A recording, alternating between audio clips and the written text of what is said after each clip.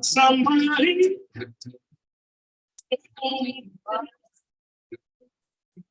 somebody to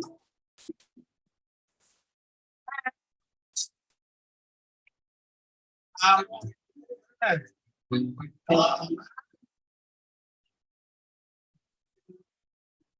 want friend.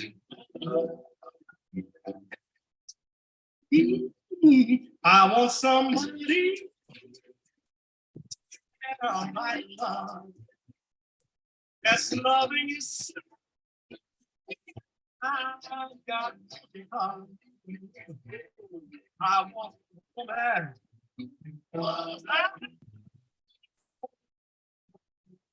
Yeah, you're right, Dr. Kim. I have no idea who this is. I gotta stop it. You know, I'll jam all night. I run into this every Friday night. I'm like, I do not want YouTube to cut me off tonight. So I'm gonna pause Jackie there. But he was teaching. Did you hear those lyrics, Chris? Barely. I heard that. He said, every man wants a woman who's also a lover, and also a friend. And he goes on to describe that at length. But for those who don't know where they are, it's Friday night, and we're back. You're here Friday Night Live with Dr. Kim. I'm Dr. Kim, your relationship renovator. I'm here to help you get the love you want and keep the love you need. So tonight, like we do every Friday night, we talk about everything concerning life, love, and relationships. Sometimes I'm here solo, but as you can see to my left, it might be to your right. I got company tonight. And so I have a good friend of mine who's also like a son to me, the renowned incredible Christopher Kaiser. See, he's double K just like me. Okay. We hang out with those double initial people. So we're tonight, like I said, no exception. We're here to do the same thing we do every single week. Chris comes to us, a graduate of Augustana College with a BA in communication studies and psychology. You're gonna see some of that tonight, right? And then a minor in entrepreneurship, which he also walks out in his life on a daily. He started his corporate brand consulting career, working with Fortune 500 brands in the professional services industry. When he's not working on client projects, he's mentoring first generation college students. Isn't that something? Giving back. I love that. And also mentoring professionals, entrepreneurs, and youth of color in general. His hobbies are reading, and you're going to hear some of that because he does a lot of quoting, right, and citations from what he's read. Shout out to our pastor, Reggie Williams, who has done that a lot in the time that we've known him, over 10 years. And playing chess, traveling, and creating jewelry. That one surprised me. I said, okay, I didn't know about that. So creating jewelry, Chris, for real? Well, yeah, if you see the bracelets that I have right here. Okay. Sometimes I like to buy some, but then I like to look at for different ones for inspiration and then try to recreate them, maybe change the different beading and the different pattern. You know, everybody got to have a creative hobby. There you go. It's an outlet. Hey, Sherry Berry, how are you? Good evening. Good evening. Any messages in the jewelry, or you just kind of go with the flow? You know what? I do have certain colors because, again, according to color psychology, when you wear certain colors, it make you feel a certain type of way. So, me being a young Black man, I always like to remind myself, I am royalty, Black king, emperor. Kaiser is literally the German form for emperor. So I always have to. Yeah. Okay, tell them. I'm certifiable. Okay, I'm a certifiable king. Okay, it's not just something I heard in a magazine. I was made. So when they say when they send those messages, "Hey, king," I was like, nah, it's really like that. Okay, behold. Okay. Absolutely. So I just wanted to, like I said, in addition to the the introduction that I gave you. I wanted to bring you on tonight, and I wanted to bring him on tonight because his thought patterns about relationships really impressed me, He's open, he's transparent about his experiences and the experiences of his peers, and what he desires in a relationship. And you hear me say that over and over again every week, that I think that's a lot of what is going wrong with people finding what they want, is they're not sure. And so as simple as, don't laugh, Chris, you know, one of the pet peeves that men have with women is asking them where they want to eat. I don't know. Now, me and my friends and Sherry know, man, ask us where we want to eat. We know we already got a list prepared. Not a problem. Okay. It's just a matter of when and where. So just the fact that you're very clear about what you want, what that looks like. I've been really, like I said, really impressed with that, and how you have felt comfortable with sharing that, especially on social media. So I'm scrolling and I'm just like, I see this book every few days and I'm reading, and I typically don't. And I'm reading, I was like, wow, he's put some thought into this. I mean, really describing what he sees that's going wrong, what he sees that's going right. And so that way he's able to be intentional about it. Wisdom does not come with age. It's a gift. And this young man, see, that's what she's talking about. She said, see, we already know. We checked the menu. That's right. Know exactly where we want to go. So I wanted him to come on and share his wisdom with us. He is wise beyond his years. Wisdom is a gift that is not bestowed to many. Ask me how I know. And we were just talking about that before we went live, how we know people who have celebrated many birthdays and dumb as a brick. I can't even say it nicely. So also I want to address before, and I hope this person shows up. So if you haven't, you'll hear this in the playback. Anybody who's giving me some pushback about my guest age, I have, and Sherry knows because you're here every week, I've had people on this show, on panels of every age group, 20s, 30s, 40s, 50s, 60s, 70s. I think I had one person who had just turned 80. So I'm always one to incorporate multiple perspectives.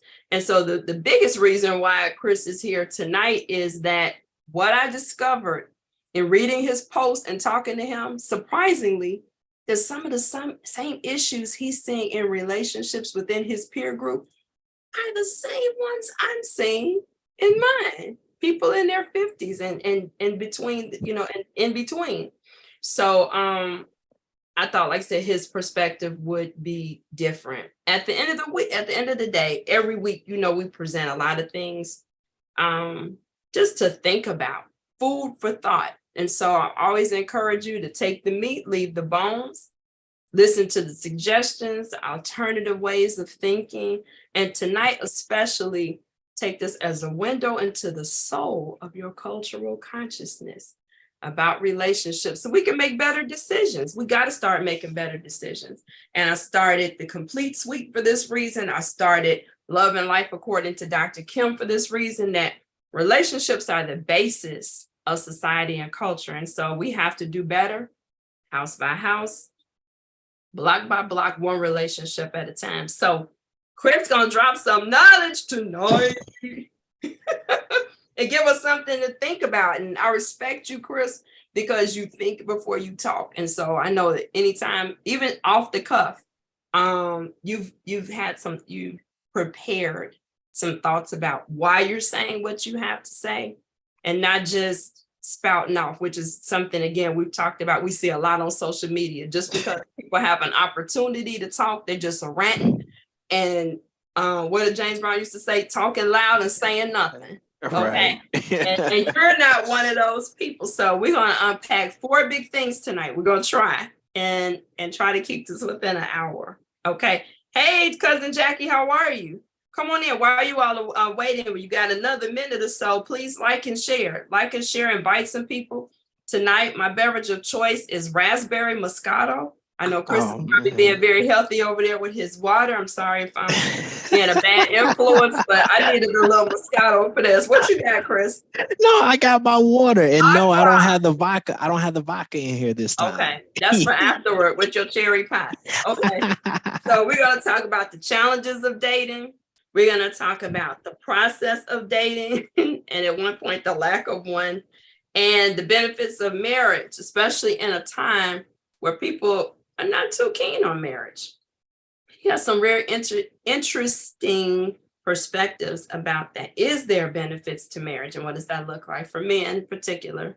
Because people think marriage is all for women, right? But there's some benefits for men as well. And so hopefully we get everything in. If not, then you're welcome to come back so we can finish. So, Chris, anything you want to tell the people before we dive in? No, let's just get to it. All right, here we go. What's going on? Hey, Lisa, what's going on in the dating streets, Chris?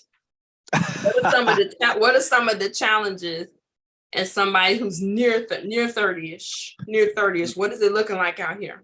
Man, it's madness. There's so much. Dr. Kim, I gotta be honest with you.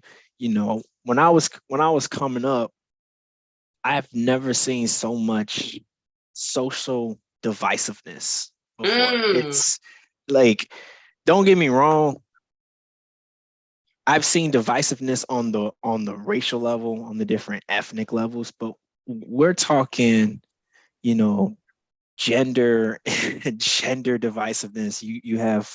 You have women going at men going at women.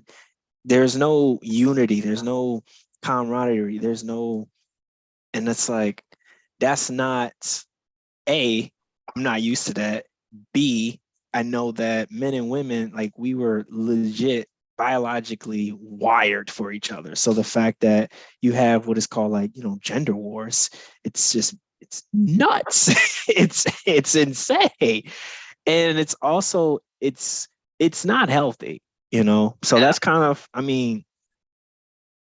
there, you can literally write a book on what's going on in these dating streets. What is in the process? It's crazy, and that's probably, which kind of gets into, like, some of the challenges in dating. And I look at, there's a lot of challenges in dating, but when I sit back and review my own experiences, even like just talking to peers, one of the biggest challenges that I've noticed is we have really lost the art on what it means to communicate. Like, that's challenge number one. And what do I mean by that? I mean by, again, this is where Mr. Communication Studies major. So let me make my professors proud. So there's a misconception that people think communication is just talking. Mm-hmm. And it's like, there's way more to communication than just popping off at the mouth. There's a huge lack of just active listening. Like you mentioned earlier, you have some guys who genuinely don't even know what they woman want to eat for lunch. And it's like, if you pay attention, she gives you cues, but this is where you have to observe. And sometimes it's not always asking her, like, what her favorite food is. Because, women are a bunch of foodies. They like, one day they want Mexican, the other day they, one day they want Mexican, the other day they want Italian. And then you have some girls that's like, I just want a steak. Yes. It's just understanding, getting a feel of what is her palate. And that just kind of comes with you watching, you observing, you listening, paying attention. Because I hear it all the time. Women will say that they are textual eaters, right? Or they don't like certain things, or they like they desserts a certain type of way. And these are all cues. I never forget, like, one of my friends actually told me before he found his wife, he literally, and this gonna sound corny, but this was his strategy. Everything that his girl was like sharing with him in terms of what she liked and what she didn't like and how she liked certain things, he put it right in his iPhone. Under in her contact info, like that note section, he had a bunch of notes so he could just kind of cross-reference. And I'm like, just like how we used to do in class, bro. He was like, just how we used to do in Yep. class. Yep. Because for him, he wanted to make sure that he never forgot, right? Mhm. And so he right there, shout out to my boy Kenny. He was doing a really good job at just actively listening. And what I see a lot of times is people, they're not listening, they're not really communicating effectively. You see it all the time, folks just, they're talking at each other, not with each other, Yes, and yes, there's a big difference. Even when you talk, even when you look at, you don't even have to go too far. You don't even have to look Thank in you. your own personal relationship. You could just look at all the garbage that they put on like social media. You literally have just folks yelling and screaming at each other. And it's like, how can Yep. we have a proper quorum if if there's can't. no discourse? If So here's the thing. Let everybody's me jump in here. Lisa flag on the stole play. my I know, word. flag on the play. It's a lot. Yeah, It's a Lisa lot. stole my work. This was what I was about to say when you were describing your friend Kenny. Intentional. He's intentional. He was listening, not just active listening, but by taking those notes. He's like, Mhm. I want to build on that. I want to connect with this woman. And so what is it going to be necessary to do that, to make that connection? Intentional. That's a word I come up with. And then the other thing, I don't want you to leave the divisiveness, because that plays into communication a lot. Why am I dating? Am I dating to win?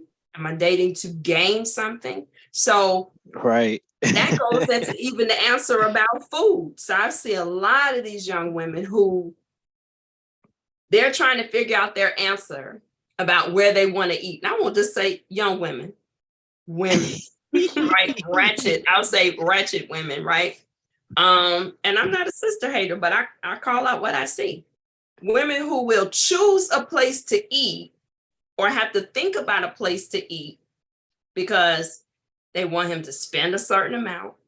Mhm. I can take myself to Olive Garden where I want him to take me. He need to take me to Ruth Chris. He need to take me here, and not only the dollar amount they want the man to spend. If he's serious about me, he gonna need to drop a card, Or number two, I need to order enough food so I can eat over a couple of days. Don't forget about the drinks. Don't forget the drinks. Okay, all of that. So a lot of that divisiveness, I'm playing to win. I'm gonna need you to show me. I'm listening to see what I can get out of this, or whether or not you're gonna trip up. So I'm side-eyeing you from the beginning because I've been hurt. So some of that divisiveness comes from the dating goals. Are you trying to get over somebody and get under somebody else?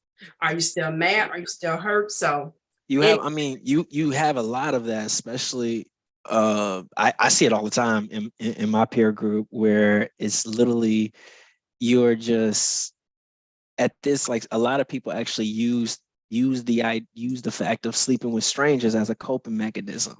Oh, yes, healing. Somebody's leg.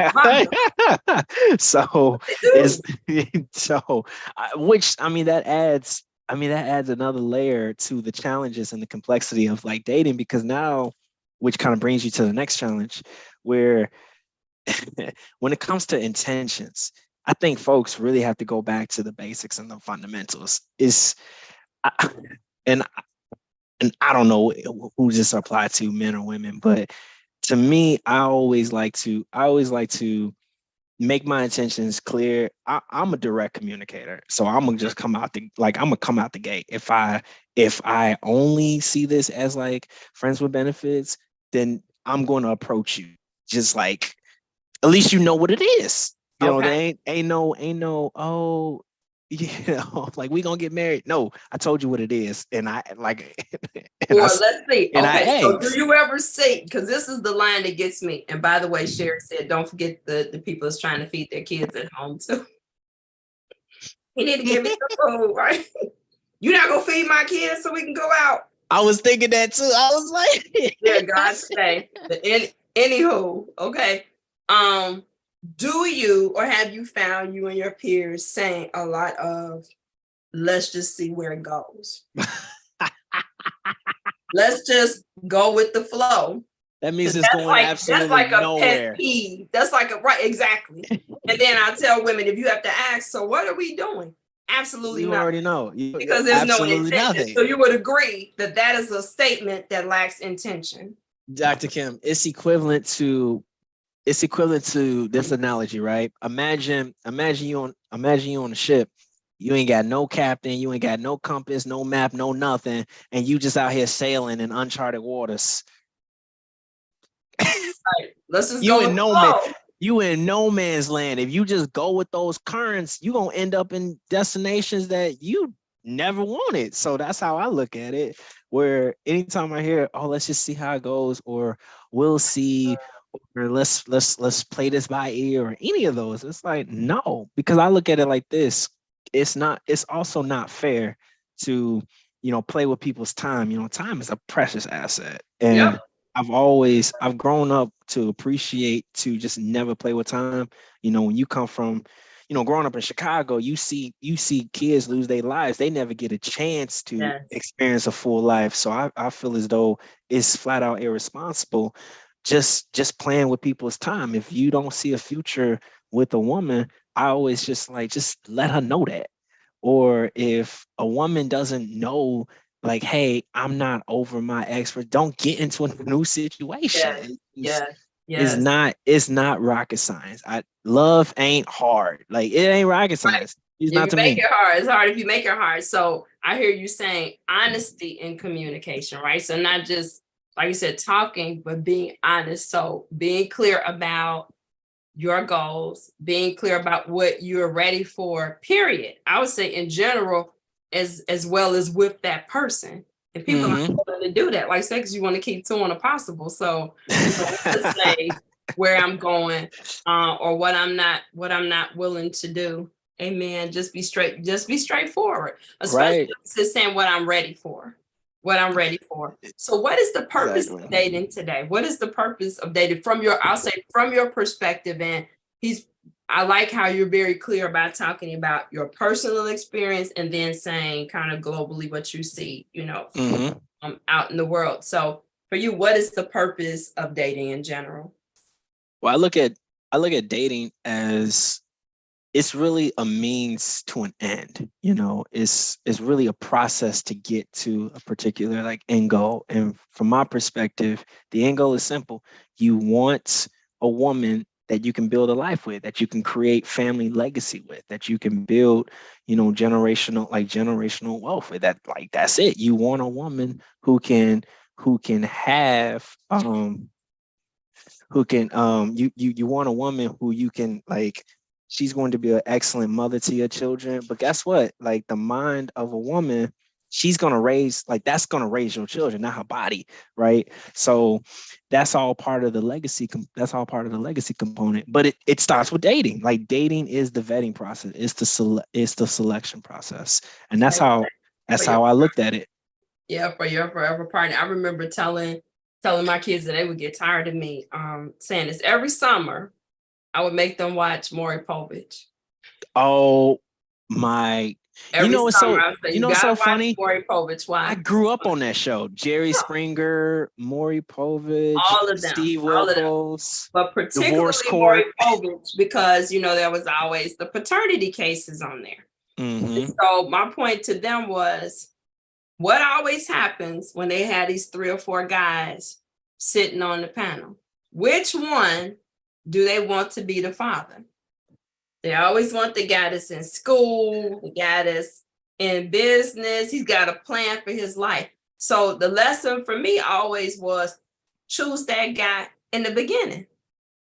So just in case, which you hoping everybody's careful, and so far everybody's been careful in here, but just in case, right, you're still at least landing with a quality person. So I put something out there about that the other day too. Choose a man. Just said, don't choose a man that you wouldn't want your son to be like. I was actually just talking to one of my friends about that. Like, Yeah. I look at there's a narrative out there of, how come men ain't leading? or men don't lead no more. And I look at it like, I kind of look at it from a different perspective. A lot of and again, I can talk to my brothers because I see them. A lot of my brothers, I love my brothers, but I got to be honest with you, a lot of them don't really know how to lead. They were never taught. They were never taught. They were never exposed. They never had those positive male role models. We don't even have to just say father, just say positive male role models, because you can have mentors. They've never seen what effective, positive, holistic leadership look like. They never saw a man cast that vision for the family to say, here's where the direction I want this family to go. And so you got a lot of, what I see is a lot of women are basically putting men in positions that they were really unqualified and unfit to fulfill from the jump. Untrained labor. So then it's like, how you gonna get mad at that man? He was never qualified from the rip. But check this out though. That wasn't part of your standard when you were in your 20s. Yeah. Yep. Like I said, when you're choosing, which, we talked about before, just that whole notion that you can choose or what choosing looks like. But here's the thing with that. So not only not knowing how to lead a family, but like I said, have a vision for your life. It starts there. Just knowing how to lead yourself. Right. Do I have a plan? Do I have any goals for myself? Because like I said, we're looking for a life partner, if that is dating, right? What am I inviting you to? What party am I inviting you to? If I'm saying, well, I'm just going with the flow. So how can I have any intentionality for you if I'm kind of going for the, with the flow too? Exactly. Yeah. So no positive role models. But here's the thing. And I think we're being driven, and we talked about this, we've been driven by social media messages, by messages in the music, etc. So that music is horrible nowadays. That music is awful. It's just classical programming. It's damaging, it's destructive, it's low vibrational. Like, you got to cut that shit off. Honestly. like if you think about it, and I'm sorry, this is like a huge pet peeve of mine. It gets to a point where you listen to some of the songs that just plays on the radio, and they play those songs at least 15 times a day. If all you listen to is Chief Keef, Megan Thee Stallion, Cardi B, if that's your diet, you become what you consume. Yep. And so that's why I'm like, man, turn that off. If you think about it, going back to like early 2000s, the 90s, and in the 80s, remember those love songs? It was totally different. They made you. Come on now, you preaching to the choir. Hey, I was listening to Lenny Williams the other day. I was like, ooh, I love this song. Or yo, Johnny Gills, or what about my favorite man, first name Charlie, last name Wilson. Oh Lord. Okay. Get that Luther Vandross. Why? Because those songs put you in a different mood. Yep. And it's like, love, right? Exactly. There's reasons why those songs are timeless classics to this very day. We had ratchet music back then too, but you had to kind of dig for it. That's not what you heard on the radio. Right. Underground, you had underground classics, So but there was if you think about even if you look at the early 2000s, there was way more of a balance. Sure. You even had, you had kind of like a mixture of you had them songs where you had Juvenile, where you could just kind of throw that and you can, shake what your mama gave you. But then you also had like Usher. You had Mariah Carey. Like, there was so much variety of artists and music. You had Lauryn Hill. Yep. And guess what? You also had some boundaries and parameters in parenting. Like, I laugh, I'm still in and out of schools and mostly deal with preschoolers. And it boggles my mind how many young children know the words to these songs. Now, again, when we were growing up, you had a couple, and I have my stories. I think the ratchet song that my parents stopped me from singing was Dr. Feel Good, right? Aretha Franklin. I'm 8 years old, by the time woo. Hey, my Man, song, man, get to love it. It's like my mother was like, girl, you don't come here. my song was T-Pain. I'm in love with a stripper. I love that. I love that song. I'm like, and I think about it now. I'm older. I'm like, damn, T-Pain really had us singing. We were in love with strippers. Okay, and it had you right, and it had you like, oh my gosh, but I would venture to say you did not sing that in front of your mother. You didn't sing that in front of your aunties. No. Okay, so this there is was what, way this is what more. I'm There was saying. way more discretion. Yeah, Exactly, those were boundaries. These kids are sitting right there juking with their parents. God, sing it, come on, sing it, baby. Go on, man. That's they be having the Sesame characters juking at the kids' birthday parties. I'm like, so how now you gonna you're have talking Elmo about listening to twerking? this. Right. So now you're talking about listening to this, not just from adolescence. You're talking about hearing this from the time you're 2 and 3 and 4. And so a steady message of that. Mm-hmm. So that's shaping not only your identity, how you see yourself. And we talked about hypersexuality in this society, how people younger and younger and younger are identifying sexual impulses. They're seeing themselves, they're being dressed that way, etc. And then you have these messages coming in, not just about identity, but how to socialize. This is how I socialize. So we had a twerking party that we had to break up in a classroom a couple of weeks ago. And the boy over there smacking the girls behind. So he said 3. That's she was nuts. 3, he was 4. And she got it too. And I was like, now you can't even walk on a balance beam, couldn't do hopscotch, but she had that twerking down. Why? Can't do math. It's been rehearsed. Don't even know your timetables. These kids don't memorize. No, but again, what you're exposed to. So think about that. So by the time somebody is dating, 10, 12, 13 years, you have been hearing, okay, girls are, bitches at twerk, girls. The most important part of your body is not your brain, it's your ass. So how all of a sudden am I supposed to date responsibly? And we're not just saying it in ratchet households, you're saying it in supposedly Christian households or where people are raising their kids. So I don't see much of a difference from the good families and others. I have to be careful with my language on here, but so I don't want to say hood families, like hood families are bad, but I'm saying I don't see the difference between. It's those family values that has slowly eroded over time. Yeah, exactly. That's what I'm saying. So it's across the board. But you know what? I think that speaks to another challenge of actually probably another challenge, but it also bleeds into the process of dating. There was actually, there was a time, and I sound so old, but I'm not, but it's just, I'm like, nah, this is how, when I was coming up, this is how the process was. Now it's like a free for all. Parents. So when you were growing up, what was the process? Like, hold on, station identification break, like and share. You all need to get some people on. I'm telling you, he's saying, he's dropping the word here. Invite somebody else in. Go ahead. What was the process of dating? We just getting started. We just getting started, y'all. But I remember there was this principle. There was always a principle where even if you dating, if you were dating at 11, 12, like 13, maybe 16 years old, there was still that expectation that at some point the mama needs to meet you or the daddy needs to meet you, and then the parents have to meet each other.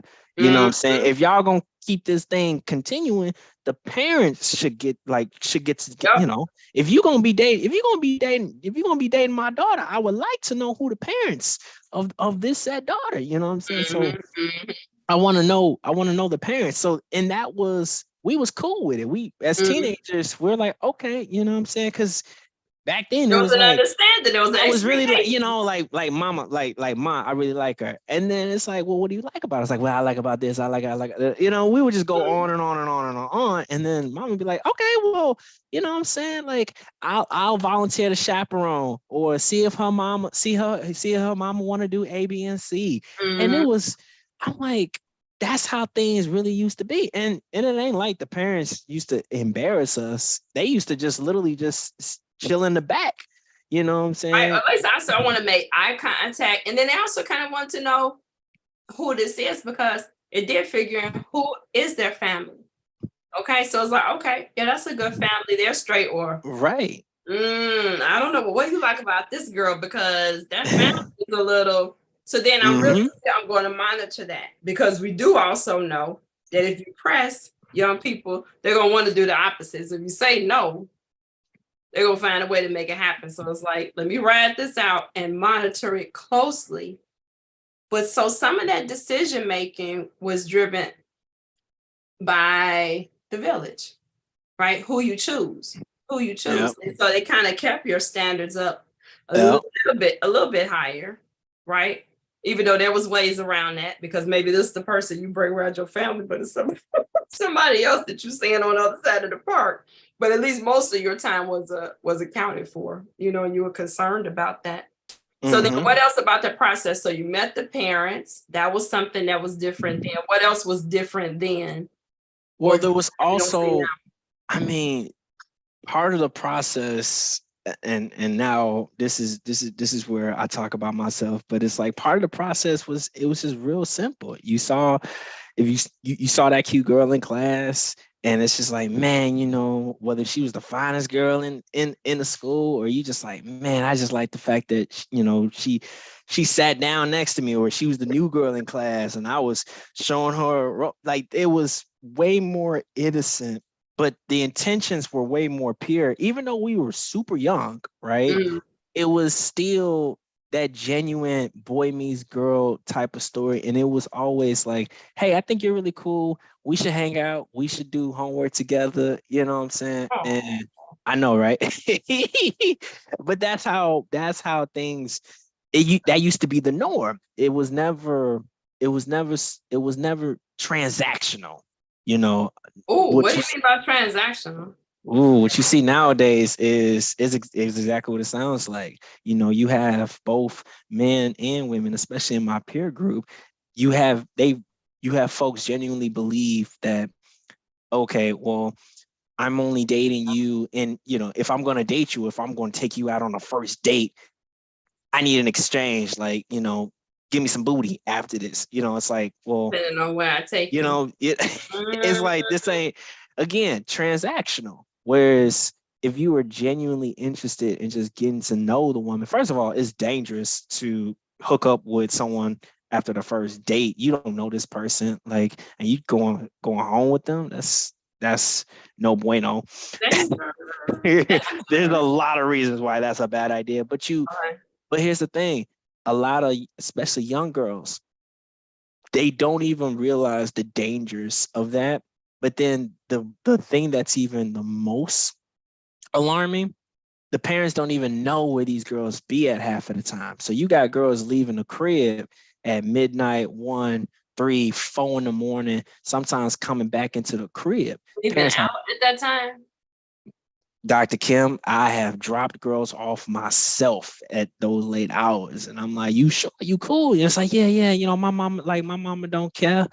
And show and behold, they sure don't. They be knocked out. They just, a lot of these girls truly raise, and nobody in the window. Because if I had raised been coming home at that time, somebody was gonna be in those curtains. They raised, even now, Dr. Kent, even when I was away at school, I still had family like, all right, make sure you text me when you get home, or you know what I'm saying, like, you need to check in on Sundays, or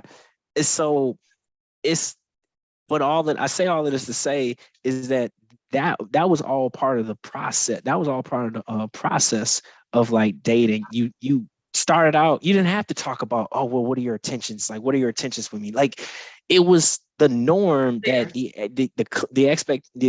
standard is like, hey, I genuinely like you. I think you're cool. I want to get to know you more. I want to hang out with you. And then I want to make you my girlfriend. And sometimes you had guys like me who just knew, when I first saw some girls, I'm like, oh yeah, that's going to be my girlfriend. She just don't know it yet. Okay, so now I got a plan. Okay. Right. I got to figure out.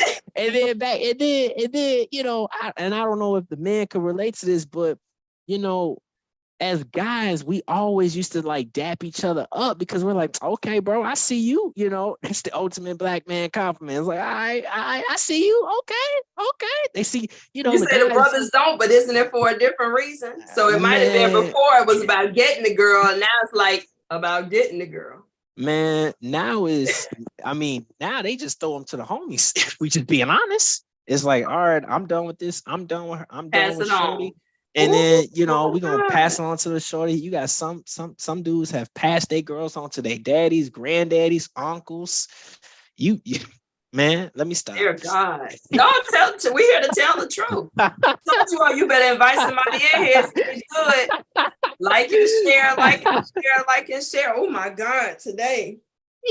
So when did this change, Chris? So let's think about the timeline. So you talked about like middle school into high school, it was still pretty chill. Yeah. Boy And meets then girl meets boy. Oh, hey, we together, the families are here, you know, we trying to see what's gonna work. We grow apart, I date somebody else. High school, was it still that way? Or did it change? high school, High school going into college. high school was still relative, like it was still relatively like innocent, still pure. Things really didn't start to change when I got into college. And I think this is where everybody has screwed up with dating in college at some point, because the assumption and the narrative is this is college, and what's the number one thing folks want to do when they go to college? Hook up. And so the hookup culture just became emphasized and it was glorified, right? So girls who was never really that way coming up, they almost felt those social pressures like, okay, wow, okay, so I gotta sleep with the captain of the football team. And it's not because that dude is pressuring that girl. It's just the environment is like, you know, sex. How many bodies can you rack up, you know? The body count. But you know what? I don't know. That's always, I think that's always kind of been there, right? But the sad part is when you see that mentality still there after college, right? So I'm thinking 70s and 80s, that was still a thing, especially if you went away. It's like, this is my first time away from home. Oh, they lose their mind. Folks lost their mind. Oh my God. And then you broke up. liquor. You were dating somebody in high school. People would just tell you, might as well break up before you go because, you know, you're going to get into it. But to see that same mentality after graduation into your 30s, into your 40s is what's troubling me. Yeah. And that's the thing. Like in college, it didn't really bother me. I'm like, man, you know, if y'all want to, you know, y'all do what y'all do.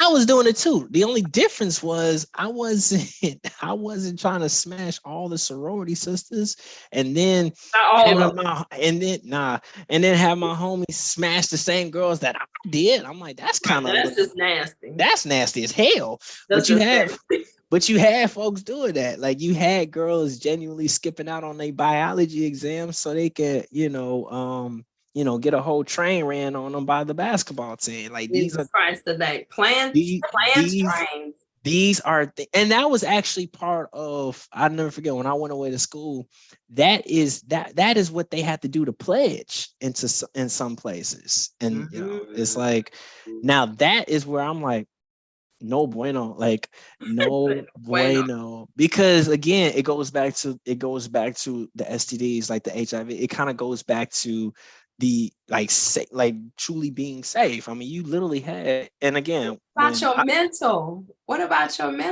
So I mean, I'm getting to that. Like the mental is screwed up, and then to make things even worse, you won't believe how many people they not strapped up, Dr. Kim. They not strapped up. They going raw. I had one homie who literally said, he's like, look, man, I can't remember when the last time I used the rub. I'm like, bro, like you can no longer be part of the squad. Like that's okay. I hope your stuff fall off right into it. But it's look, and again, that's not for young people. For folks old. I can't do that. Are you for? Don't you trust me? What trust Oh, got to do with it? I want to be able to feel it. I can't feel it if I. Well, you won't be feeling it today. Okay, I'm serious. So again, I can see somebody saying, okay, to a young woman that don't know any better. There's some folks out here, gray hair, no hair, but the same. Well, I want to be able to feel it. I can't feel it. Don't you trust me?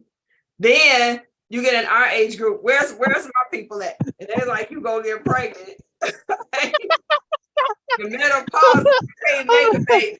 hey, You know, hey, during that, I'm sorry. You know, that's no. every time you say that, Dr. Kid, it's so wild. I'm like, how you got grace? And I don't mean to talk You about nobody, somebody's but it's whole like, how you grandkids. got grace and you still wilding out in these Great-grandkids on the streets? way. You out here raw dogging. Are you serious? Go on, Chris. Oh, Go on, Chris. I'm gonna get you in trouble. Go on, Chris. Oh, You have the floor. Like and share, you all. Good evening. If I missed anybody as you came in, good oh evening. man. Good evening. Chris is breaking down this. We're going into the process of dating and how it has changed. It has. The other thing too, now we didn't talked about, we broke down, some of the timeline. The other thing too is the selection, like in terms of understanding what your criteria is, right? So if you go under if we're gonna operate off of the assumption that the ultimate objective of dating is a means to an end, to find that life partner that you can build with, you can settle down with. I know a lot of people talk about, we want to build that empire. You want to turn that empire into a dynasty. Well, you need a partner to do that, right? So if we reverse engineer that, if that's what you want, if that's what you want over time, what criteria are you having? Where are the standards? I not only hear women, but I have been in so many situations where women were taught that they had high standards, but then they share the standards with me. I'm like, oh baby, that's just regular adulting. Like that's typical. That's basic adult like expectations and standards. I would have, of course, like where's the high expectations at? So what are some of the criteria that you're saying? Oh my God. Like you have some women who are generally out here in these dating streets. They just want a man who won't cheat on them. Just being faithful. I was literally on the phone with a girl, and when I asked, I was like, well, what are you looking for in your next relationship? Number one thing, she's like, I just want a man who's faithful. Just a man who's faithful. She didn't say virtuous man. She ain't say God-fearing man. She ain't say like a man with a plan. She just said a man who will be faithful. So he's breathing. So he has anything. He has a man with a pulse. And he won't cheat. And he doesn't cheat. Bless his heart. So he might not even have to have a job. Right. He probably doesn't even have to have his own place. He stays with his mother. Well, he's taking care of his mother. Mm-hmm. He could be a homeless man. He could be a homeless man. Let me stop. As long as he don't cheat. As long as he don't cheat. Let me see what else. Another he's homeless. He don't have a place to bring a woman back to, so that's why he ain't gonna cheat. Hey, you know what? You'll be surprised. There's a lot of homeless men who make it do what they do. You know what? I'm not even going down that rabbit hole with you, Chris. We speak the but like truth you said, over standards though, like you said, are very, very low. Abysmal. Like it's just, it's deplorable. Honestly, it's laughable. The other thing too that I hear and that I experience is you got some women that when you ask, what are they looking for? They're like, man, I just want a man who listens to me. I'm like, listen, that's basic human interaction. No, like, sweetheart, tell me something like give me something that I can work with. This is child's play, second nature. But think about what you said at the beginning, though. It's not for a lot of people. It's true. I said to be able to communicate with active listening, as you said at the beginning. Mm-hmm. That's not. I was like, man. Another thing too that I hear a lot is and this is legit. This is a good one. You have some women I have came across, some women, they really want men in terms of understanding where are they going in life. And I'm like, that's fair. That's completely fair. I have so many homies who don't have 5-year plan, 10-year vision. They just they wake up and they just allow life to take them. I have actually talked to some of my guy friends. They're just content with where they are. So if they make 52,000 a year, they're like, I'm happy with that. I'm content. And I'm just like, a good day. you know what? As I'm gonna be honest with you, like, as from my perspective, nah, like, you should never be content with where you are, because I believe that every day should be a constant day of progression. Like, you should be progressing, like, day after day, week after week, month after month, like, year after year. I don't believe in this idea of like, you know what, I'm just gonna settle. What you settling for? You again, I'm talking to my peers, like, you in your prime years of your life, and you gonna just settle on 52,000 a year living in the United States of America. Do you realize that ain't no money? You can't even wipe your ass with some of that. Like, Barely. what we doing? Like, we'll be, hey, as we say in the streets, be fucking for real. Like, okay. But here's the thing. Again, that may be okay for you, but like I said, then you're out here trying to invite somebody to the party for what? You struggling yourself, or like I said, or barely, you're just making it so you want somebody to just make it along with you. Yeah, they want you to struggle. Nowhere. They want you to struggle with you. Sit on this bench right next to me. And what I posted this meme the other day. Somebody invite you over for Netflix and chill, don't you have a TV? You get there like, so what we doing? Right. What are we doing? So I said, what are you dating for? No, I guess my to God. pass the time.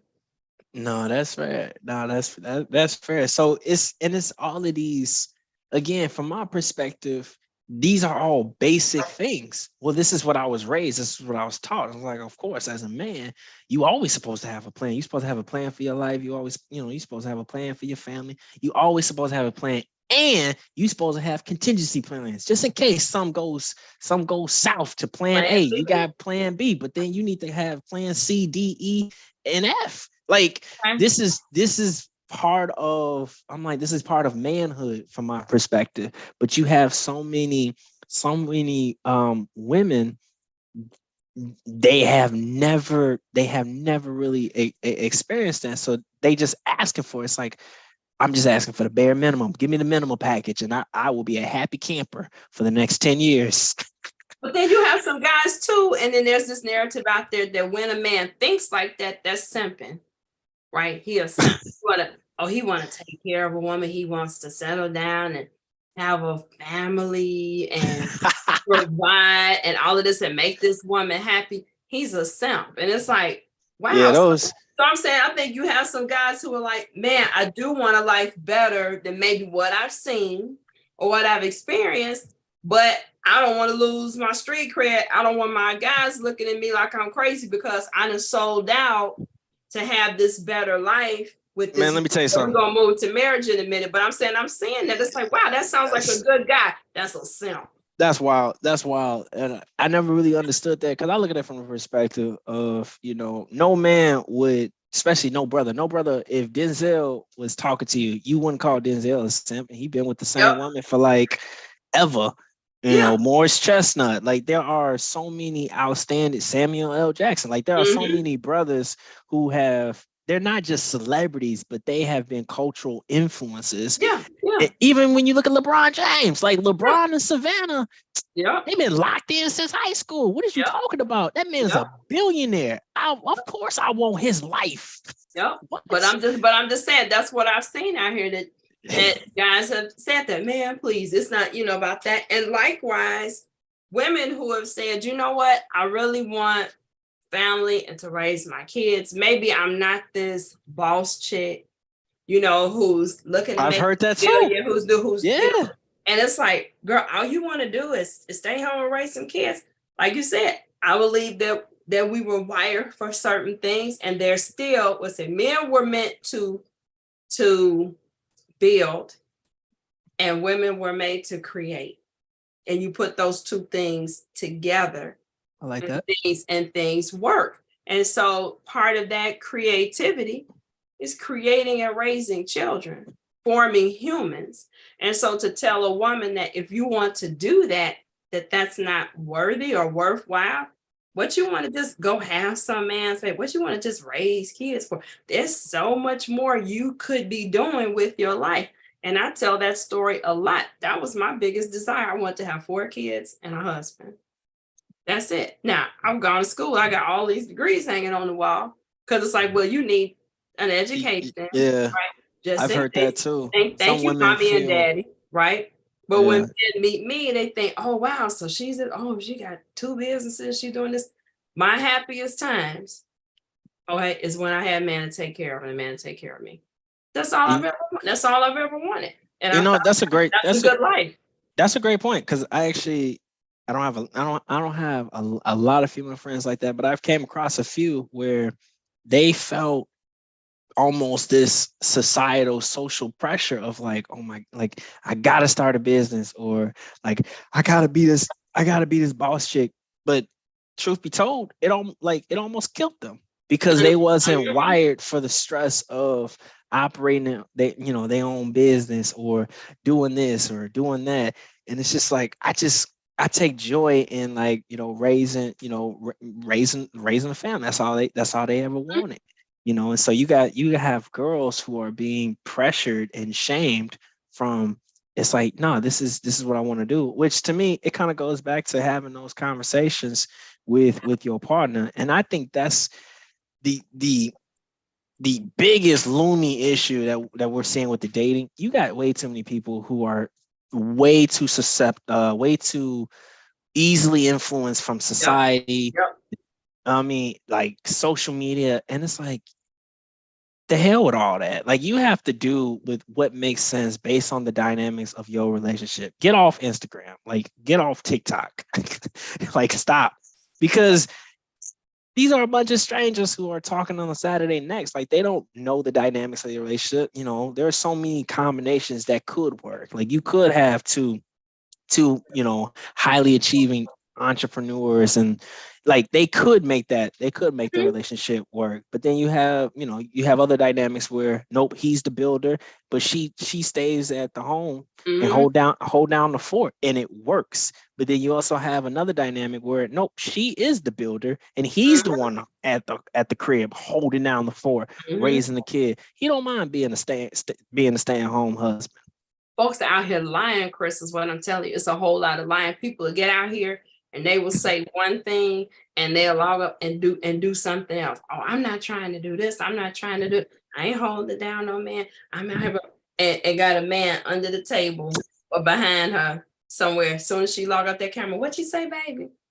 Your chicken is on the stove. You done told these girls, right? You talking about, you know what? You know who has become a master. Emma. You know who has become a master at this playbook, Dr. Kim? Who? Beyonce.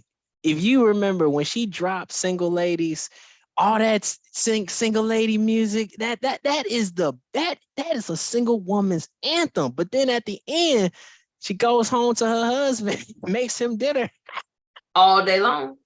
I heard she got hella fat potato salad. Okay, so that's what I'm saying. Don't be fooled. Listen, I just read this quote to a friend of mine. This is, DeVal Ellis. Yes, I love DeVal and Kadeem. The Ellis. I'm reading their book. We Over Me. And so they talk about this. I had just read this to somebody earlier. Thank you. Isn't it good to hear a man's opinion? We inside the mind of a man tonight, and he's dropping knowledge. So DeVal says, Kay and I have learned over time that peace within our relationship starts with the absence of comparison. The thing that makes each relationship exceptional can only be found in its uniqueness. It's like a diamond, right? Mm-hmm. A diamond is made with immense amounts of pressure in the dark, just like a marriage. When nobody else is watching and you're in the dark, and it's just you two. All this pressure trying to be perfect, the ideal couple with the ideal marriage. That's when diamonds are created. When you two YouTube, not the cast of thousands, not social media, not your family, not Right. your ratchet girlfriends who don't have nobody either. Okay. But when you two can figure out in that dark space and with all this pressure how to shine, we got to stop dependent on a jury of our peers to make decisions about what we're going to do with our life. Dream, not be afraid to dream. Maybe it's about having something you haven't seen before. Mhm. Yeah. And then aligning yourself with people who are living that out, which is, again, something I'm constantly aware of in the circle. Who are my aspirant peers? The people who are doing something that I want to do. Let me walk alongside them and see how they do it. And then guess what? Pull the parts of it that make some sense to me, because I can't do it exactly like them, like their quote just said, because each relationship is unique. Each life is unique. But I can take some nuggets from them and say, wow, let me try that. And then I'm going to Kimberlyize it. No, I like that. That's true. You know, you said something that's really key. And I kind of go back to personalizing like your relationship. But I also look at it like this too. When you're in, and again, this is for folks in committed relationships, you generally see a future, not them people who still trying to figure out what they want, who they are. Nah, I ain't talking to y'all. I'm talking about the people who, you know, you locked in, you want to be locked in with this person. You also got to learn how to shut the outside world out. Like Come you on supposed now. to create that united front. And it's like, look, people can't get in. Like there's like, we keep it in sports. They have this concept of keeping it in house, right? Don't Yep. let nothing's supposed to leave the locker room, right? So Yep. that's saying, Getting that again, huddle. I tell brothers, I tell my bros all the time. It's like we can like we love that concept when it comes to in the context of sports. It's like, bro, why can't you apply that in the confines of your relationship, man? It's like you're supposed to keep it in house. You're not supposed Yep. to. Don't even tell your homies what your girl is doing. Don't even tell them nothing. Keep everything in house. If you have issues, the world is not supposed to know. Listen. You're not supposed to air nothing out on social media. For all they can see, y'all look like the perfect couple. Y'all shouldn't see no drama. You're going to make me throw something at you. Y'all should not see no drama. It's just part of. It's just, and when there are issues, you're supposed to talk to them. Sometimes you can't even let your family in on your relationship. You cannot. Because sometimes family, they be driving wedges to blow their whole shit up, especially, you know, from a man's perspective. If mama didn't like her from the jump, but she tolerated her because she's like, but you know, I'm gonna be cordial because you like her, but you know for a fact she ain't like you. When there's issues, don't talk to mama.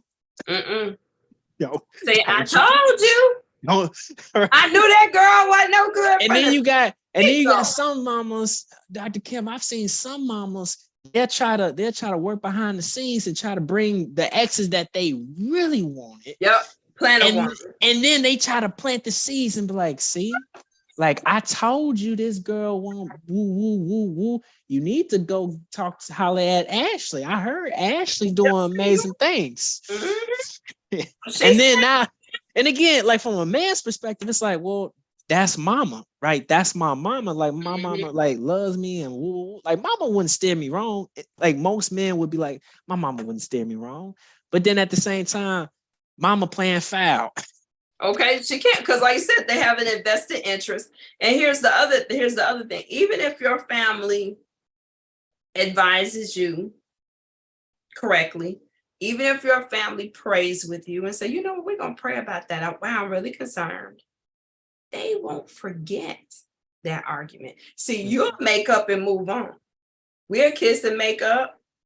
Okay. They'll keep bringing it up. Get that love on, and we're done with it. They're going to remember when you came over, you were crying at the kitchen table. So now it may be years before they can see they're not side-eyeing that person because, yeah, I know they came over here and said, I know they told me what you said. And so even if you choose to share, be careful what you share. And to the extent. So I don't think you need to get into transcripts and and all of that. And so typically I would tell people, unless it's a point of safety, you do better go for a drive, get your journal, Maybe you'll see a priest or your pastor or something. Yeah. But You even have probably you don't even forget. have if we're and then you to use an extreme example, because this actually like this happened to me like a few years ago. Mhm.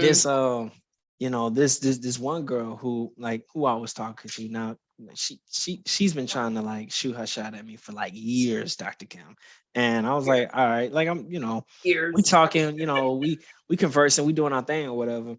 And when she was telling her mama about me, she said something that really had like I had to really press pause, where she's like, my mama can't wait to meet you. I'm like, oh really? I can't wait to meet your moms. I've known you for so long. I've never met your mom. She's and she said something. This is what she said. She's like, Chris, if she met you, she's like, I kid you not, she would try to steal you from me. And she said it in the most jokingly manner, but I'm like, Oh God. that's like, and I'm like, that's a real issue. You do have mothers out here competing with their own daughters. Yeah. Absolutely. It's like, well, hey, if you don't want him what? At the club, whoever gets to him first.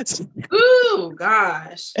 Oh man. And I'm like, you know what? I'm like, if it's in God's will, I will meet your moms, but He said that was your cue to run. Yeah, hell yeah.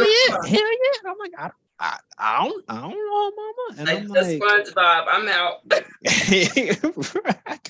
That's my key. That's my key. That's my key to go.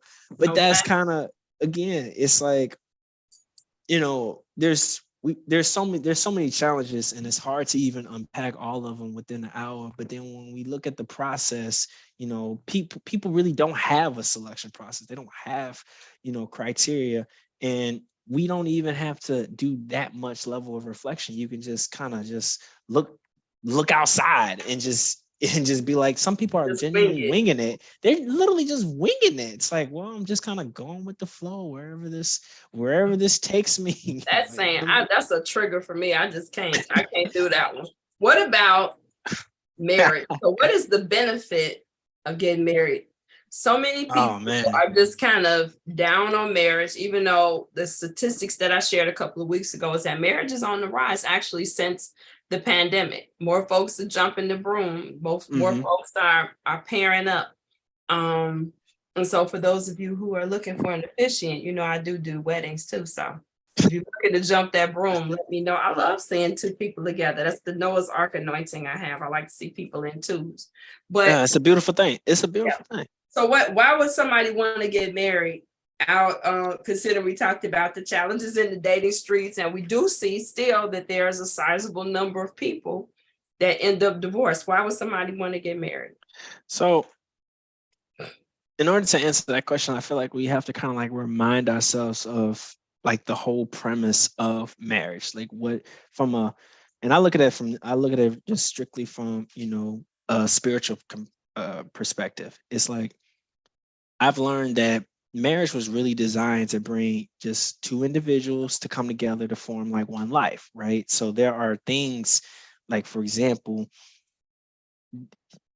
I'm not perfect. I'm not, flawless. I have my areas of improvement, right? Mm-hmm. But at the same time, there's a woman out there who can compensate in the things that don't come natural to me. I'm not good at these areas, but she is.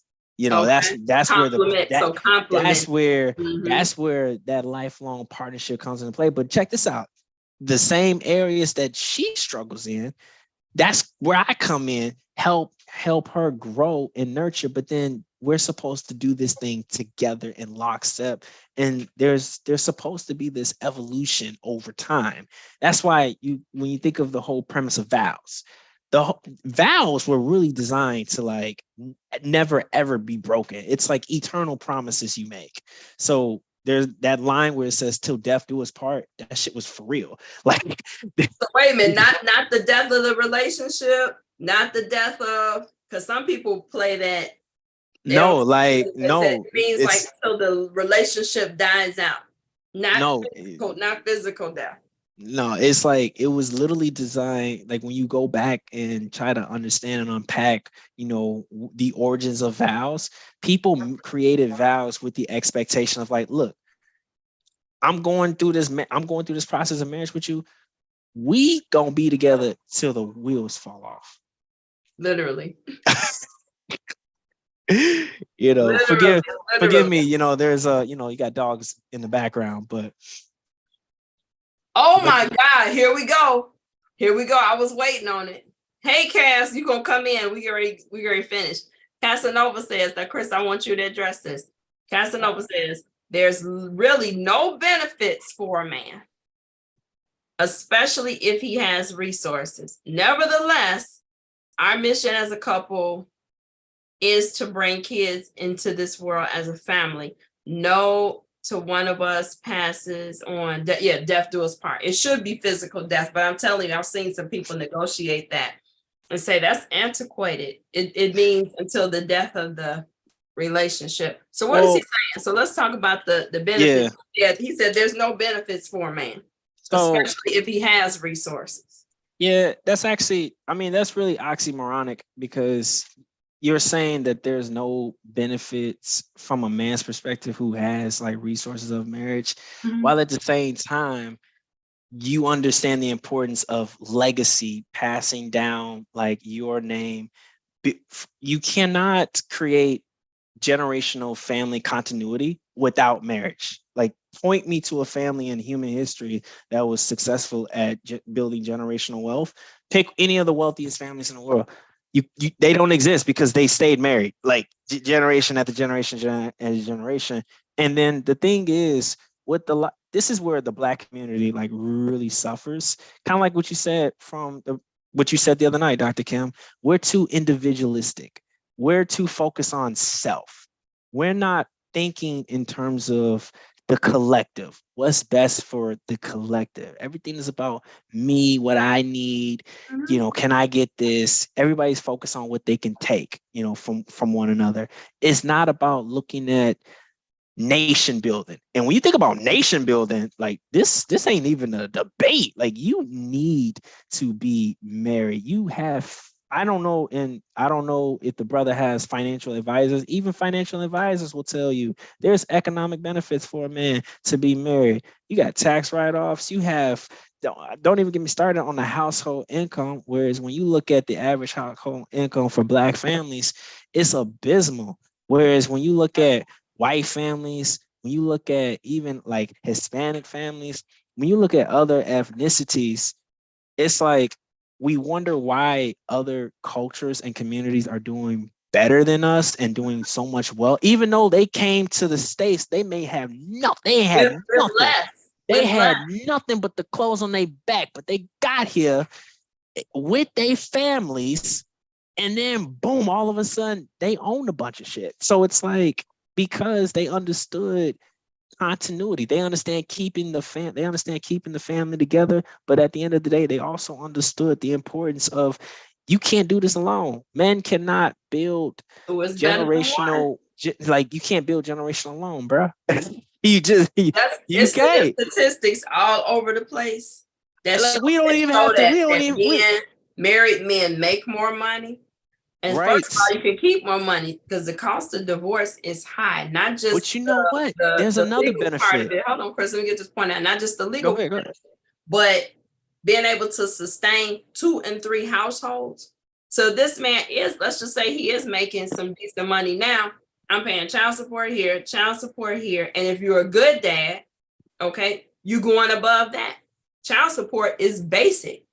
If you're involved in that child's life, everything that comes up, you're pouring into that. So here, there, and then under your own roof. So that's diversifying money that had he maintained, or had they maintained a relationship, it would be pulled there and it would go much further. Continue. And then, the other thing too is there's a few more benefits. The other benefit is if you set the example for your children on the importance of like family stability, right? They're gonna aspire. It's like, you know what? I saw mom and dad, they were able to do, A, B, and C. This really worked.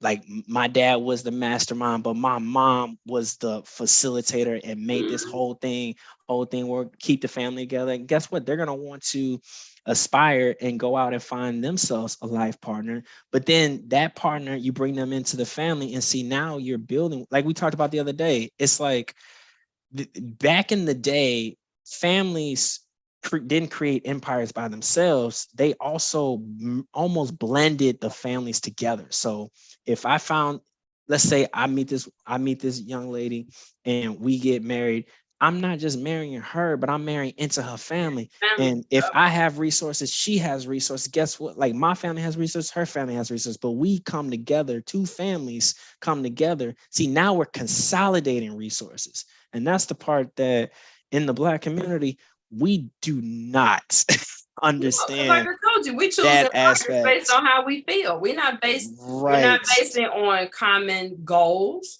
right? So if I don't have any goals, I'm not choosing for that. We're not choosing partners based on alignment. We're choosing partners based on how we look together on the ground, how we feel, okay? Very how you shallow. feel. Very shallow. And so divorce is imminent, right? Yeah. Because it's chosen for it has no, because it has no substance. Like, of course, like you're going nothing sustainable. So Cass says the reason he said there's no benefits in it for a man is if they get a divorce, the woman gets the kids.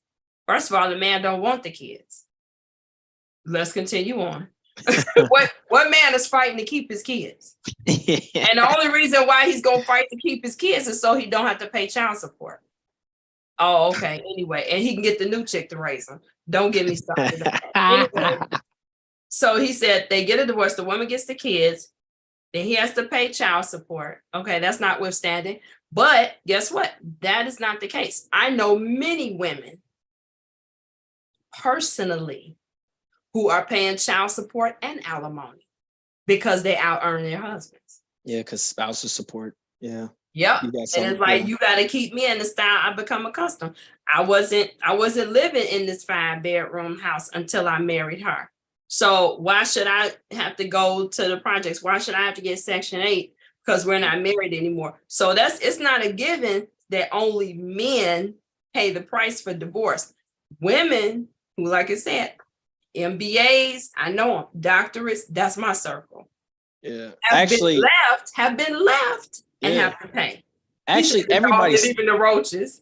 No, actually, everybody suffers in the divorce, right? Because that's where this is where divorces are technically like very, very, very bad from if you're serious about actually building that family legacy, because it breaks it up, because now everything is divided. Because what happens in the divorce? Now you're splitting down the assets, and now you have emotions. It's a very what's the word I want to use? It's a miserable process. Yeah. Because, and it's not just the man could potentially like lose it all. I mean, we don't even take into consideration the kids. Absolutely.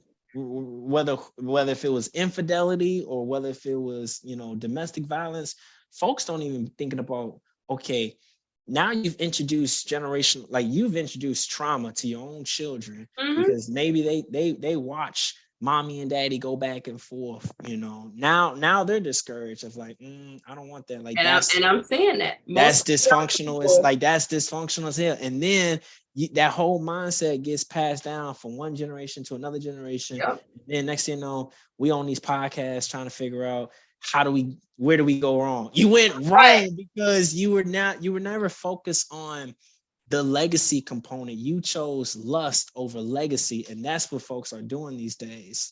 We can't even say love. Most people don't even know what that is. They never experienced it.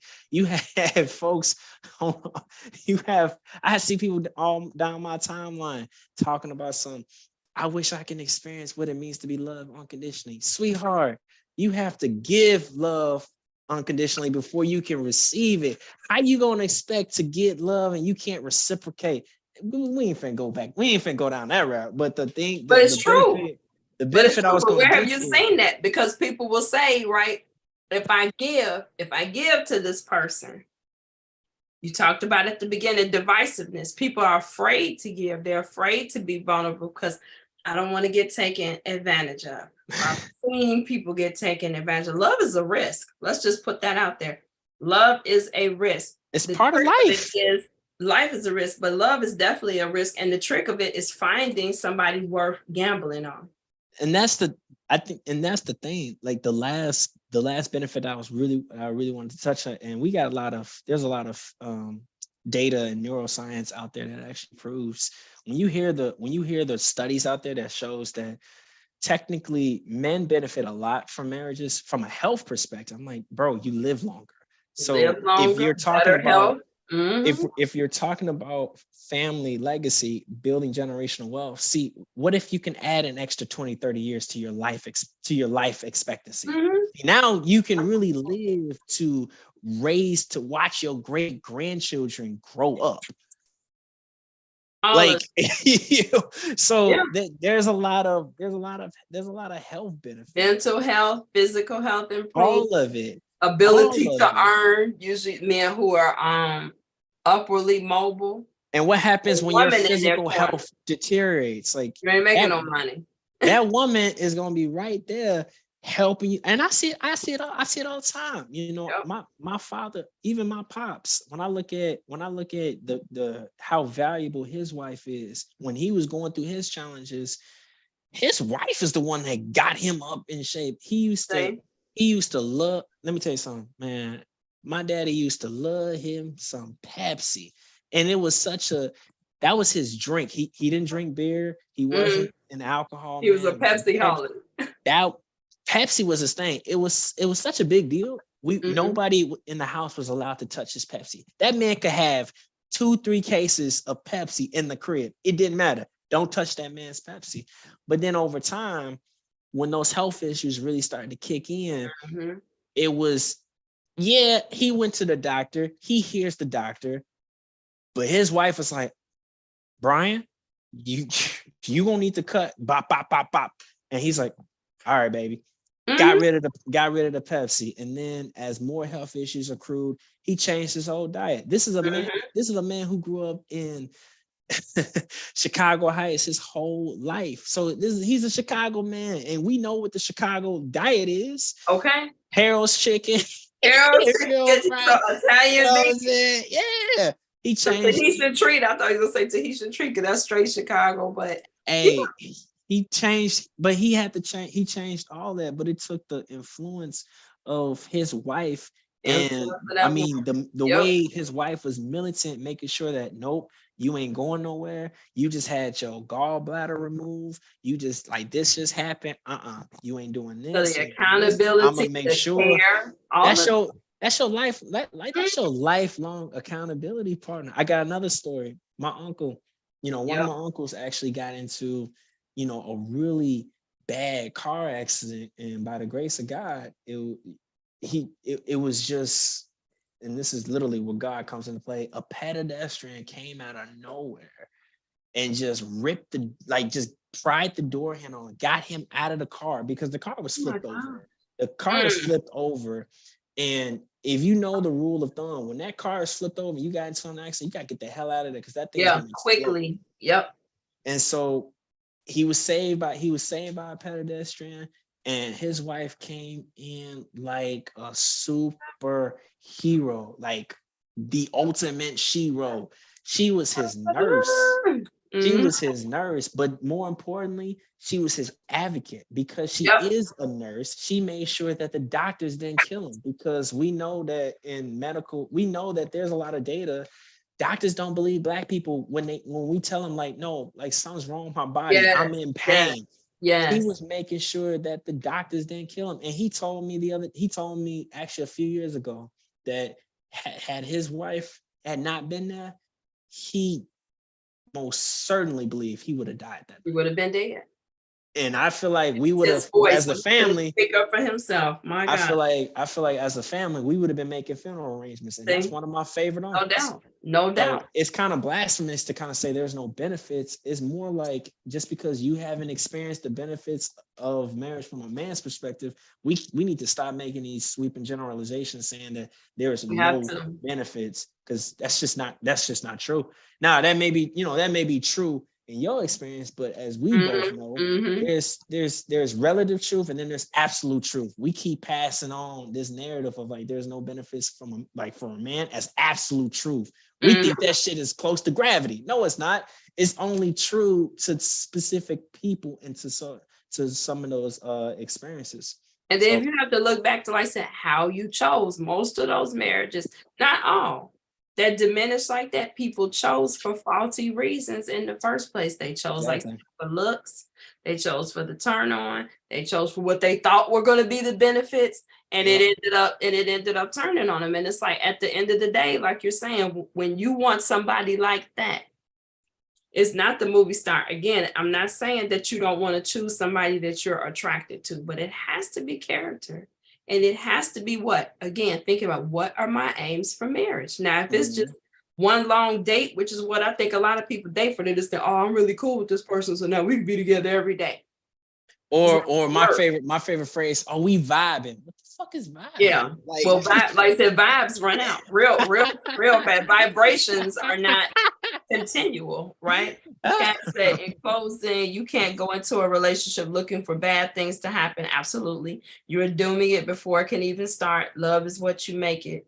This is why when people come together, both parties must come in this with faith, no lies, no secrets, no baggage, no anger issues. Now I will say this. We all have baggage. I don't care what age. But again, finding somebody, like Chris said earlier, who's complimentary, who's aligned with you, who's willing to unpack those bags with you. Now, that's the truth. We all have baggage. But I think you have to be aware of your baggage, right? So that's where the no secrets and the transparency comes in. Look, this is me. yeah. Warts and all. Can you accept that? So if this doesn't change today, that's the talk I had with my son before he got married. If she doesn't change, I said it to her. If he doesn't change, are you going to be okay with that? Because women go in thinking they can change a man, and men go in hoping she never changes. Right. Yeah. So if you both can accept, I know he gets on my nerves when he does this. She drives me crazy when she does that. Okay. Can you live with that? Right. That's what you're signing up for. And all the other things that are going to happen in the course of that relationship as you continue to grow and evolve, because you're still individuals. You're still having individual life experiences. So you're going to continue to grow and evolve. But the most important thing you said about this marriage thing, and then we're going to close, is the commitment, your word. I think across the board, that's something that has left the world in general and our culture in particular, is your word being your bond. Yeah. Your word is supposed to be your bond. Like I remember when I was in high school, there was this phrase, and I took great pride in it because I believed in it, death before dishonor. Right. And so I took that to heart, because obviously we know a lot of that narrative that really kind of came from the gang culture, but there was still principles involved. And I think that's kind of where, when you look at how marriages fall apart, when you really examine it, there was no principles. There wasn't, if you said, again, those vows were supposed to be your bond. That's your commitment. You made a promise in front of that woman, her family, your friends, your family, and God. You're supposed to keep that shit. That's just how I look at it. Until I get tired of you, till you old and baggy. Is like Cass said, not looking for reasons. What did he say? Not looking for bad things to happen. But the same thing in that relationship. And the Ellises talk about that a lot in their book, about serving each other. And then instead of looking for a reason to leave, what's the reason? Find reasons to stay, to stick it out. Yeah. How do we make this work? But again, it goes back to the beginning with choosing. Are we going into this with the same mindset? Is this forever? I remember my mother saying that to me, and she stands on that today. And my parents are 57 years in. The only difference between couples who are together, couples that break up, is both people committed to saying, we're in here. Divorce is not an option. It's not something I'm authoritative. You do that again, I'm gone. Yeah, right. Yeah, and I think that's, Not to on the me, I table. think that's the biggest thing, right? Yep. So when you look at like this whole, when you really look at the whole benefits of marriage, it's not a debate. Like the data's out there, the research is out there, the anecdotal experiences are out there. Just because social media and the internet is looted with negative examples, that don't mean you can't look for positive. Because again, people are committing what's called confirmation bias. Like you're seeking out sources to confirm your own preconceived notion. Stop it, bro. Yep. I told you. This is why I study psychology, and it's like, and that's what people be doing.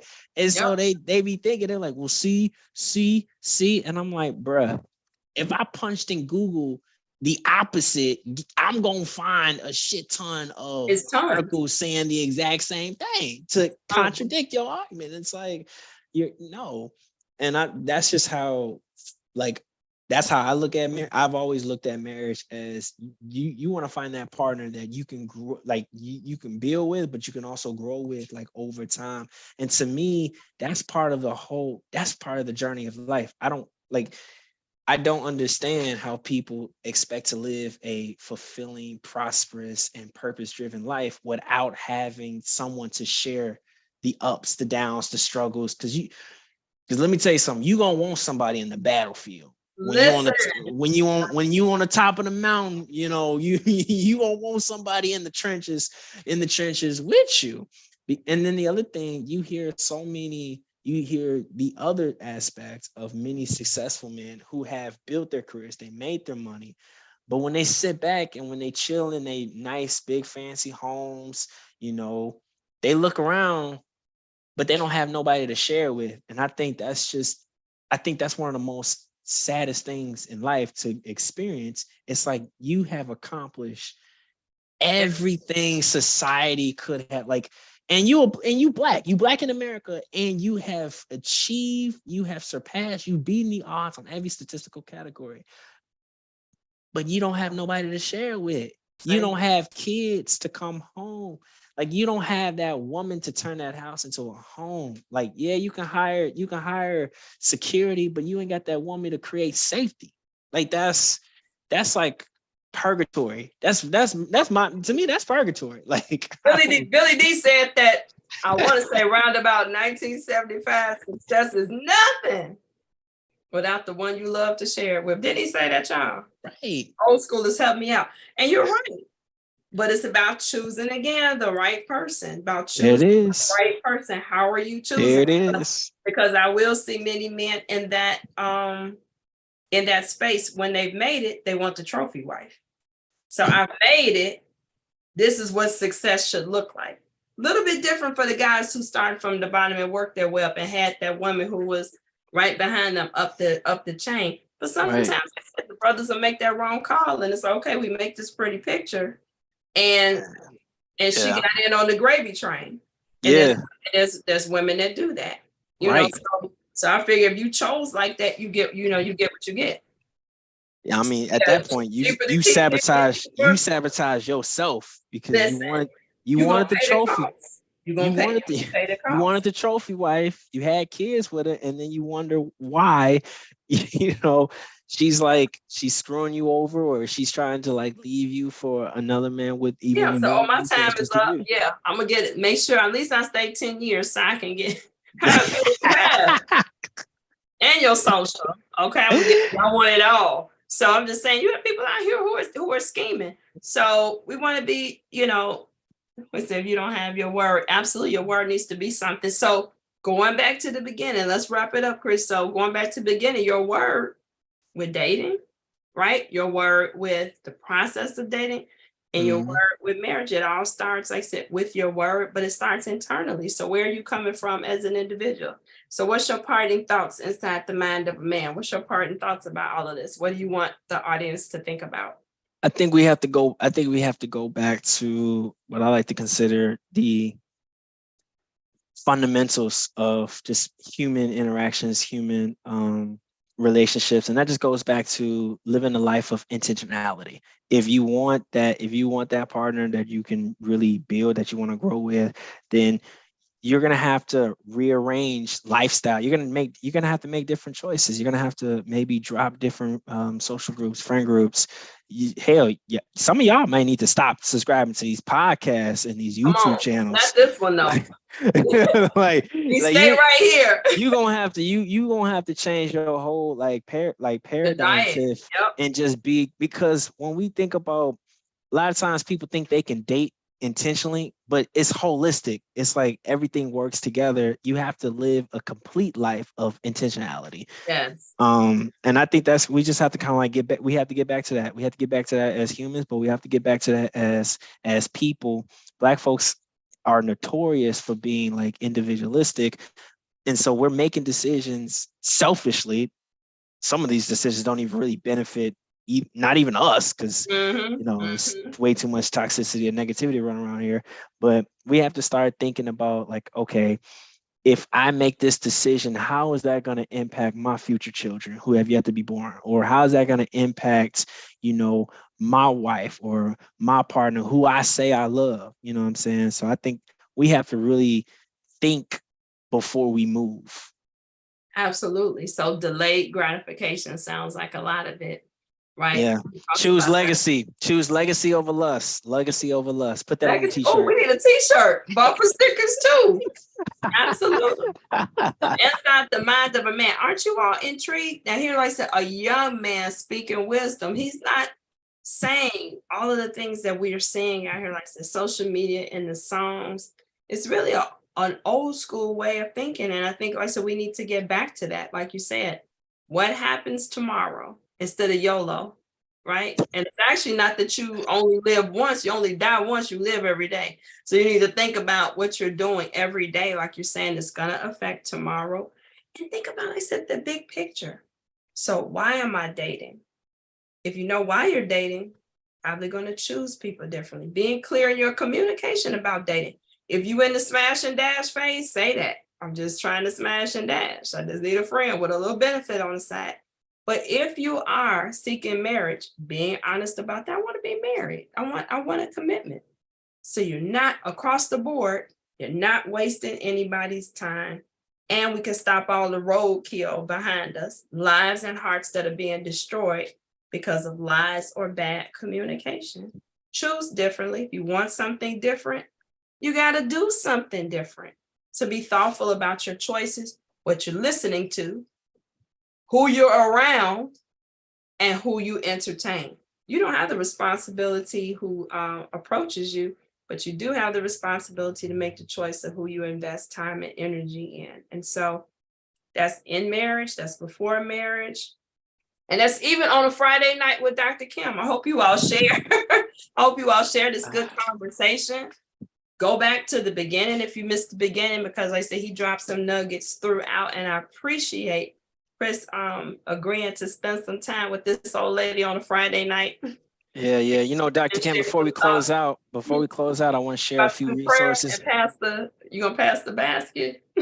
No, I just want to share a few resources with the people, if that's all right. So just a couple of books, because I am a reader. A couple of books that I have grown to appreciate is, first book is 101 Questions to Ask Before You Get Engaged by Norman Wright. That's a really good book. The other book that I recently just purchased off Amazon is Questions for Couples, 469 thought-provoking conversation starters for connecting, building trust, and rekindling intimacy. Let the ladies say yes. And then the last one, and I think this is more, I truly believe that couples should start doing these a lot more. It's called Questions for Couples Journal. And it's 400 questions to enjoy, reflect, and connect with your partner. And it's literally an entire journal. So imagine, you get one and your partner get one. That's And real then good. like y'all have your own couples journal. This journal covers things from life goals, like traveling, there's so many different prompts, there's so many different exercises. And this is part of, again, we talking about intentionality. We choosing hashtag legacy over lust. Yes. These are the activities that you should be engaging in on a day-to-day basis. And the good part about that, Chris, is like you said, it's ongoing. It's ongoing. It's continuous. It's continuous. We're destination oriented. So it's like, I just want to get married. And so the book I want to throw out there is from my brother, from another mother, Reverend William Marcus Small, Becoming Married. And he talks about that a lot in his book, that marriage itself is a process. So it's not we're married now, we're in here, but as we grow and change, these things, these tools that Chris is sharing, so important that we continue those dialogues. We do the check-ins. I've talked about that on this show before, whether that's a weekly check-in or a monthly check-in. We just have a day status update. How are we? How are we as an entity? What's going well for us? What do we need to work on? Where do we say we would be at this point in the year, or this year in general? So what do we need to do to get there? Or man, we've nailed that. So what's next? So that check-in, that continuing dialogue, super, super important for the health and strength and vitality of that relationship. So Chris, make sure you email me those, because like I said, I want to post them. Yeah. Or if you could put them in the comments on this post, then I'll definitely share them in my group. But Becoming Married, Reverend William Marcus Small of Norfolk, Virginia, Calvary Baptist Church. That's a good read. So thanks again, Chris. I appreciate your time. And anytime. If you want to talk about your relationship issues, I am your girl. Again, Dr. Kim, the relationship renovator, where I help you get the love you want and keep the love that you need. You can find me on Facebook, Kimberly A. King. You can also find me on Facebook on my business page, The Complete Suite LLC. You can also find me on Instagram, Dr. Kim Complete Suite. Book a session. Let's get on the couch and talk about your stuff so we can get you on the right road. Shout out to my unicorn angel. Hey, boo. And you all have a wonderful evening, wonderful Easter weekend if you celebrate. Okay, and I will see you next week. Same bad time, same bad channel. Good night.